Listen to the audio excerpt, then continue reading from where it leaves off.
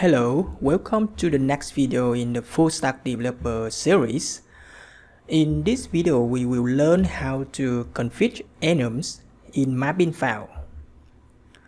So as we know, enums help define a finite set of values for a field in a class. This is particularly useful in cases where strict input validation is required. In this lesson, we will explore all the ways to use enums in Java and databases. So there are two annotations used to declare enums.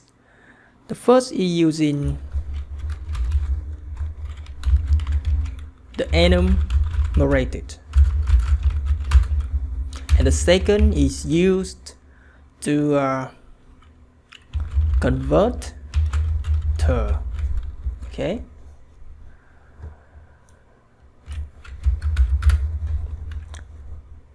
And first, let's explore the enumerated annotation. This approach allows us to store enum values in the database in two formats, ordinal or string. So first we talk about the ordinal format. In this format, the enum values are stored as the numbers based on their declaration order in the enum definition. The corresponding database column will have a numeric data type. So let's do an example to see this. Alright, so before we doing with the user class, just create something more. In the entity package, create a new file, Java file, and you can choose enum here and create the enum row. In this enum, you define some row. For the row enum, we have the admin, we have the post, okay, poster, and we have something like order, for example. Alright, so we have three values for this enum row. Okay, so go back to the user and define a field name with the database with the data type row, and the name is row also. So every user will have a row. They may be admin, they may be poster, or they may order row, depend on your system design. Okay, so also the enum is also a column in database, so we must provide a column for it. We also provide the name row in the database, and because we will use the ordinal format for this row, so we will use the annotation enumerated and push the enum type ordinal. Okay, so let's go to the MySQL workbench to change a little bit about the constructor of the table user.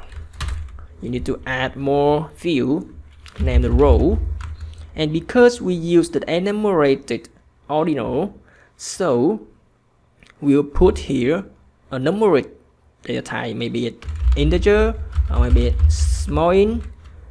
It's up to you, but in this case I recommend you to use the tiny int, because most of the case the number of value in an enum is very less, right? So we don't need to use a large data type to save them. So just use the tiny int here for the row. Okay, don't forget to push this side because the row is also a keyword in the SQL script. Okay, after you change it, you can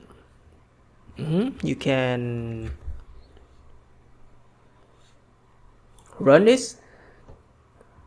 Alright, now we have a row column for the user table here with the data type tiny in, and just go back to the Java class and don't forget to put the getter setter for the row column. Click on the file and choose the generate and choose the getter setter and choose the row. Click OK, and then you go to the app and find a method to add a new user. And yeah, we just set the row here. I will set row with the row. We set the row order. Okay, and create another add-in with a new user 2. I got 2 and the row is admin, and create another one 3 and poster. Alright, so let's run this code and see what happened in your database.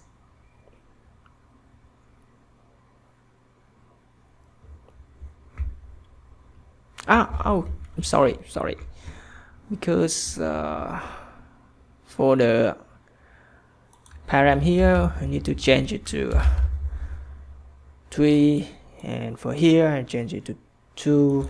Okay, so let's run it again.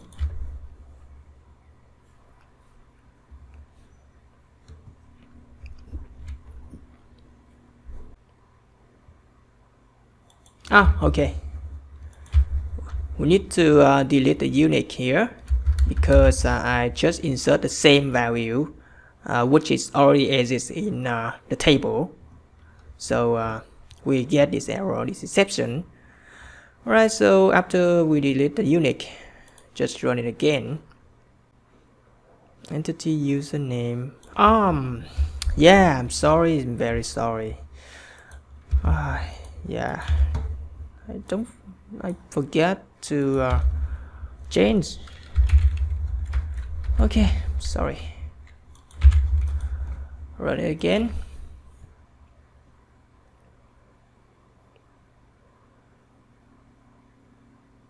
Alright, after we do this successfully, let's check in the database.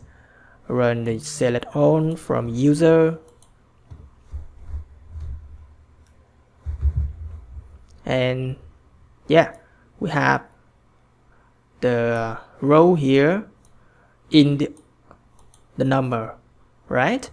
So we have the admin with 1, the post with 2, and oh no, the admin is 0, the poster is 1, and the order is 2 in the order of the value. We can see here the order 0, 1, 2. Okay, now we next to the string format. In this format, the database column is of string type.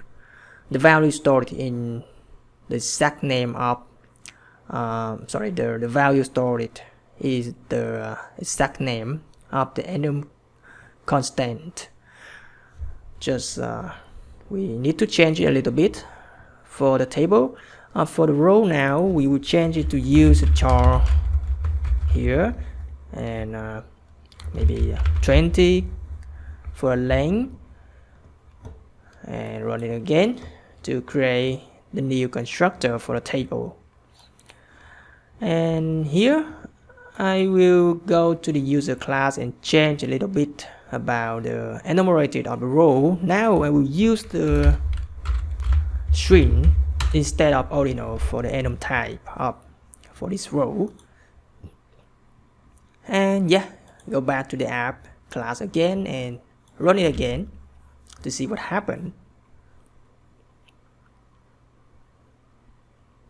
Alright, let's check it in the database. Now you see we have the exact name with the enum type. Here the row is order, the row is admin, the row is poster in string in the database. So you see when you use the when we use the enumerated, it's very similar. It's very easy to configure the row. Very easy. Just put the type of the enum, and boom, we have the configuration of an enumerated in your object. So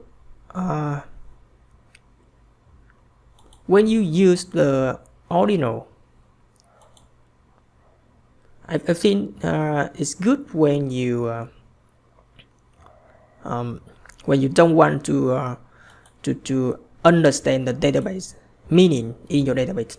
Okay, for example, you have a data engineer and you just want to investigate something in your database, and you see some number 1, 2, 3, 4, 5. You don't understand what they are, right? So but if you want to know what they are, in this case you need to change it to use string. Okay, but definitely when we use string, they will get more memory for storing and something the performance. Okay, but it's just a little bit different. I don't care about it. Okay, I think that's all for today's lesson. In the next video, we will explore how to define enums using the converter annotation. And if you found this video helpful, don't forget to like and subscribe. If you have any questions or suggestions, feel free to leave a comment below. Thank you and see you in the next video.